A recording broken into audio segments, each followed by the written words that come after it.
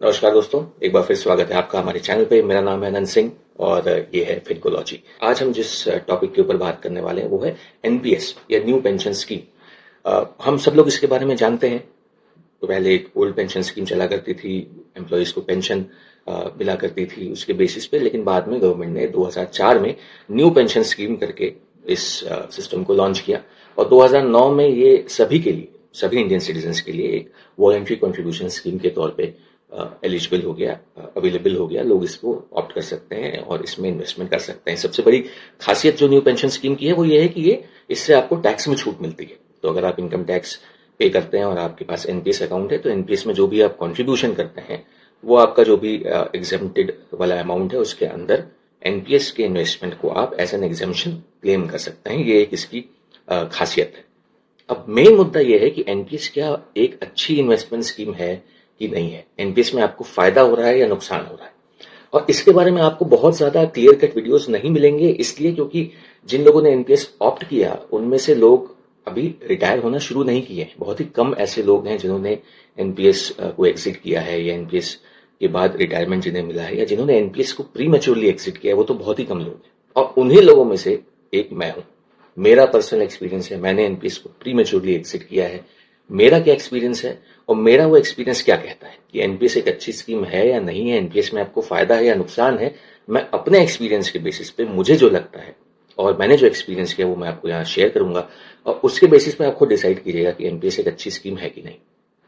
तो new pension scheme, इसमें होता क्या है कि जब आप एक एम्प्लॉय होते हैं, आप एक सर्टेन अमाउंट ऑफ डिडक्शन अपनी सैलरी से करवाते हैं, आपका एम्प्लॉयर उतना ही अमाउंट मैच करता है आपके एनपीएस में और इसी तरह धीरे धीरे आपका एनपीएस कॉर्पस बढ़ता रहता है। एनपीएस क्लोज करने का यह है कि जब आप 60 साल के हो जाते हैं, जब आप रिटायर हो जाते हैं, तब एनपीएस नेचुरली नॉर्मली बंद हो जाता है और उसमें कंडीशन ये होती है कि 60% जो भी आपका टोटल इन्वेस्टमेंट है एनपीएस में, वो एक लमसम अमाउंट आपको डायरेक्टली मिल जाता है और बचा हुआ 40% अमाउंट, उससे आपको एक एन्युइटी प्लान परचेज करना होता है। एन्युइटी प्लान वो प्लान होता है जिसमें आप एक मुश्त एक पैसा जमा कर देते हैं और आपको हर महीने एक पेंशन मिला करती है।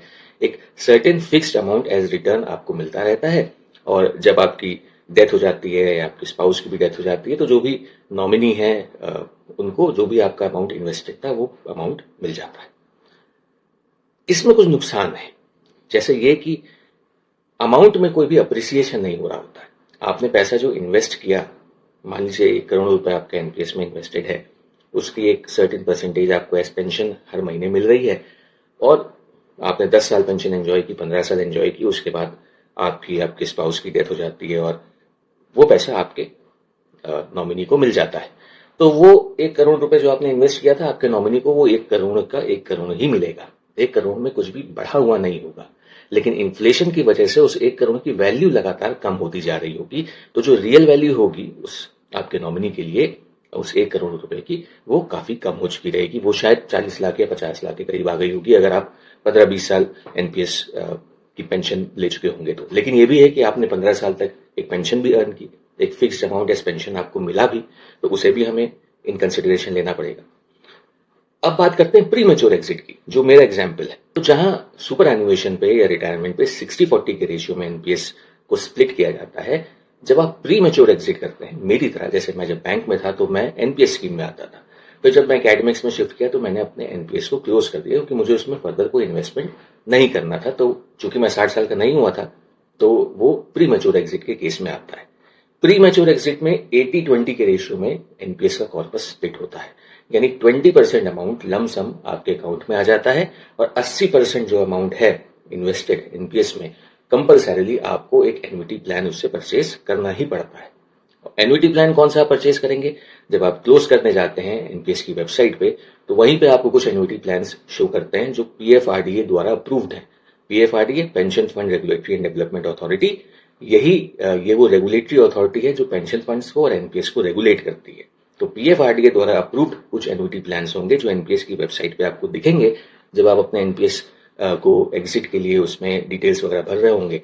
आपको उनमें से ही कोई एक एन्युइटी प्लान चूज करना होता है। उसमें फिर 2-3 कंडीशंस होती हैं कि आपको कैसा चाहिए, कि आपको पेंशन अर्न करनी है और आपकी डेथ के बाद वो पैसा आपके स्पाउस को मिल जाए, या आपको और आपके स्पाउस को पेंशन मिले और उसके बाद आप दोनों की डेथ के बाद वो पैसा आपके नॉमिनी को मिल जाए। तो आप कैसा क्लॉज चूज करना चाहते हैं वो आप पे, आप उसमें चूज कर सकते हैं। अब मैंने जब एग्जिट किया था एनपीएस, तो मेरे एनपीएस में लगभग 15 लाख रुपए थे।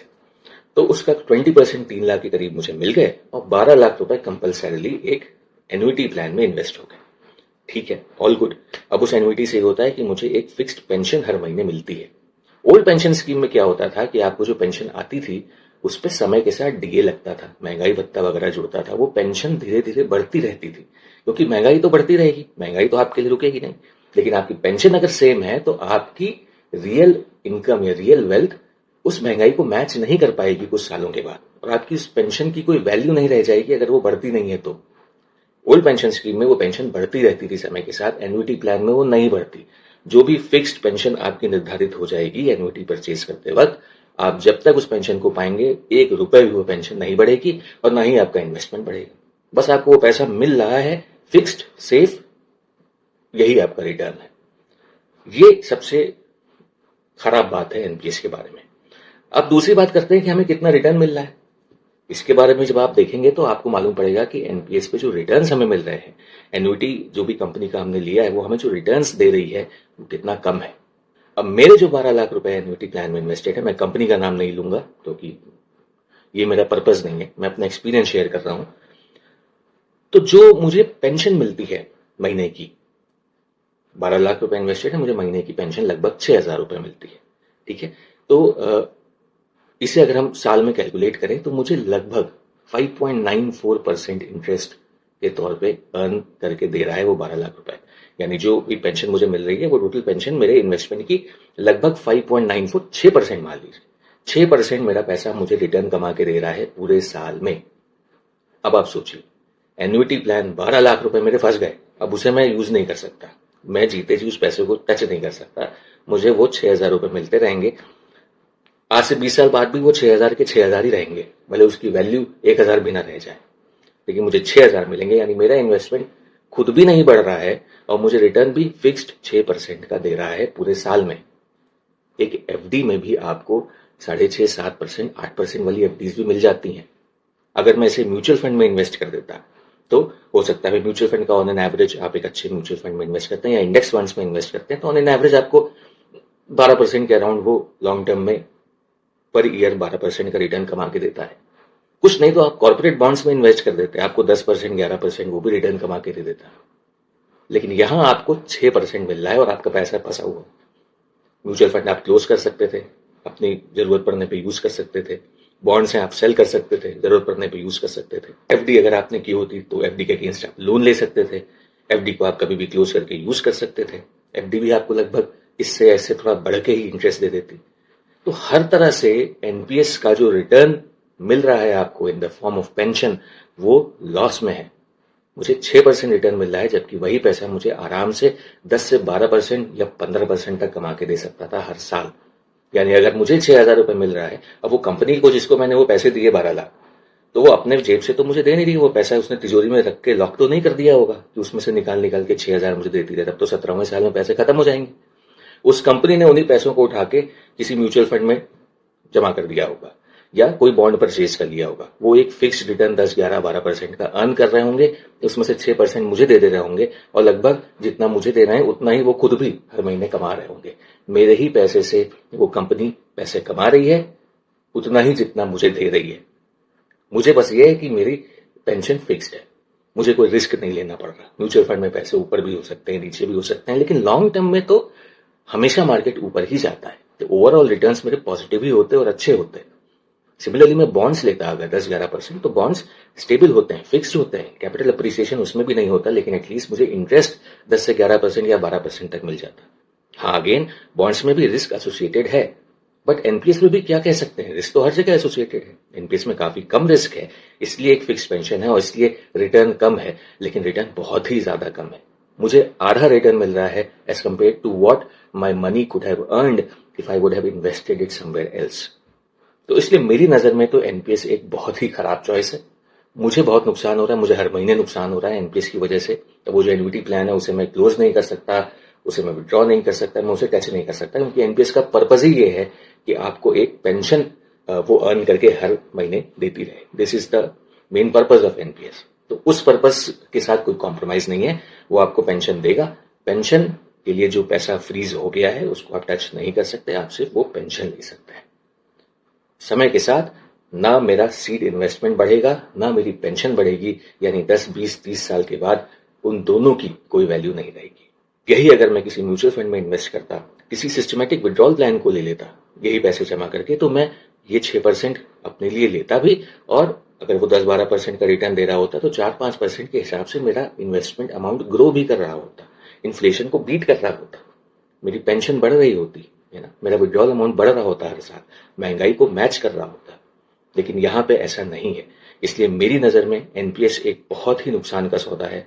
मुझे पर्सनली मेरा एक्सपीरियंस यही कहता है कि आपको टैक्स में छूट वगैरह लेनी है तो fine enough, otherwise NPS is not a smart investment. In my eyes NPS is not a beneficial investment. हो सकता है आपकी ओपिनियन कुछ और हो, आपके एक्सपीरियंसेस कुछ और हो, लेकिन मैंने आपके साथ डेटा के साथ, फिगर्स के साथ, अमाउंट के साथ अपना पर्सनल एक्सपीरियंस शेयर किया है। जो बताया है वही सत्य है मेरे लिए, मेरे जीवन में, और इसलिए मेरी नजर में मुझे एनपीएस में नुकसान हो रहा है। बाकी आपका हो सकता है कुछ और ओपिनियन हो, आपका हो सकता है कुछ और एक्सपीरियंस हो, आपकी नजर में एनपीएस प्रॉफिटेबल हो, बेनिफिशियल हो। अगर ऐसा है तो प्लीज कमेंट सेक्शन में अपना एक्सपीरियंस जरूर शेयर कीजिए, और आशा करता हूं आपको एनपीएस के बारे में एक्चुअल में क्या हो रहा है, क्या प्रोसेस है विड्रॉल वगैरह का, वो आपको समझ में आया होगा। So once again thank you very much for coming here. ये हमारा पहला वीडियो था और अब इसी तरह वीडियोस आते रहेंगे। हमारे चैनल को सपोर्ट करें, ऐसे ही हम और वीडियोस आपके लिए लाते रहेंगे जो आपके लिए कुछ वैल्यू ऐड करें, आपको कुछ एक्चुअल प्रैक्टिकल नॉलेज दें। So this is it from me today and I will see you on the next video. Thank you very much, take care, God bless you, bye bye.